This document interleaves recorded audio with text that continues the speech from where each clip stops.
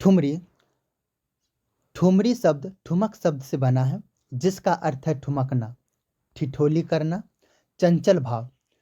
शास्त्रीय संगीत में ठुमरी का स्थान ध्रुपद एवं ख्याल की अपेक्षा निम्न माना जाता है।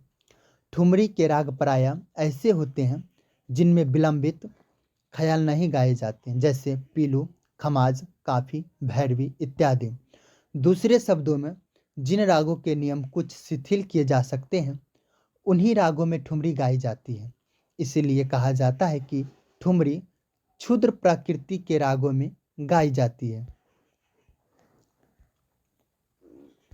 अर्थात एक राग गाते समय किसी अन्य राग की छाया दिखाकर पुनः पूर्व राग में आ सकते हैं। विवादी स्वरों का प्रयोग, एक साथ स्वर के दोनों रूप का प्रयोग जो स्वर राग में नहीं लगते हैं, उनका चमत्कारिकी प्रयोग ही ठुमरी को आकर्षक बनाता है।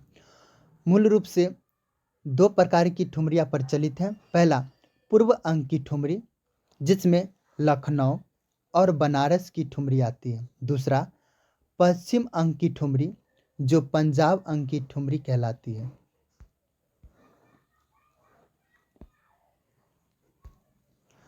ताल की दृष्टि से अधिकतर बोलबाट की ठुमरियाँ दीपचंदी में गाई जाती है, जिसकी 14 मात्रा होती है। 16 मात्राओं की जत्ताल में भी ठुमरी गायन प्रचार में भी है। बंदिश की ठुमरियाँ अधिकतर 3 ताल में गाई जाती है। पूर्व अंग की लखनऊ, बनारस में गाई जाने वाली ठुमरी लोकगीत से प्रभावित है। पंजाब अंग की ठुमरी टप्पे की विशेषताओं के लिए हुए हैं। बंदिश की ठुमरी छोटे ख्याल के निकट हैं।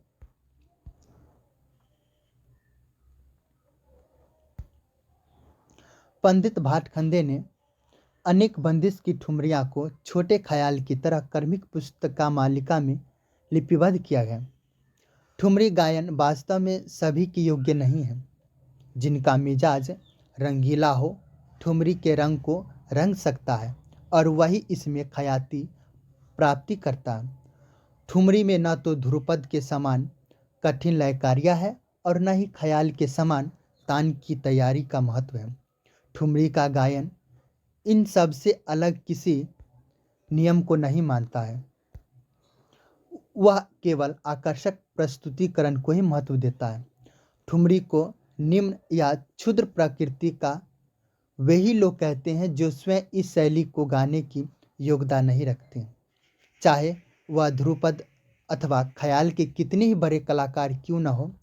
जिनका मिजाज ठुमरी के मिजाज के निकट हो, वही ठुमरी गा सकता है। ख्याल अथवा ठुमरी दोनों पर बराबर अधिकार रखने वाले गायक को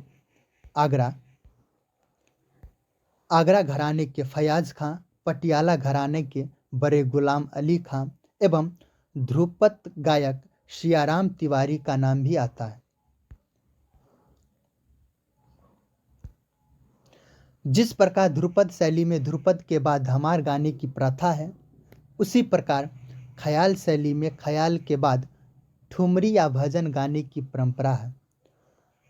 ठुमरी के मिजाज में स्वयं को न ढाल पाने वाले कलाकार भजन गा लेते हैं। अतः हम कह सकते हैं कि ध्रुपद का मिजाज गंभीर एवं उसका संयम ठुमरी की भावुकता और उसकी नाजाकत से बिल्कुल अलग होता है। इस प्रकार ठुमरी को हृदय से सीधे प्रभावित करने वाली शैली है, जो सीख कर नहीं गाई जा सकती। इसके भाव कलाकार में जन्म से ही होते हैं।